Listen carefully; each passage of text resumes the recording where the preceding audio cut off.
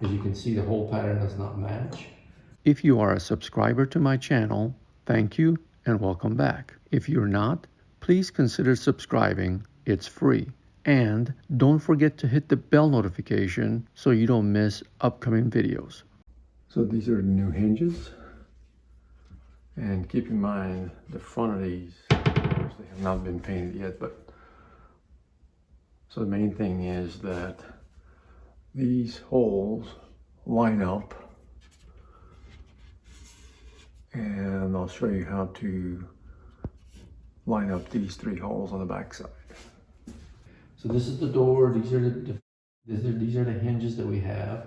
As you can see, the hole pattern does not match. However, these 2 holes line up with the cabinet, so that works. So the first thing you do is you take your speed square, line it up with the center hole with a sharp pin, or I should say pencil, sharp pencil, center line of the center hole, bring it about 1.5 inches out.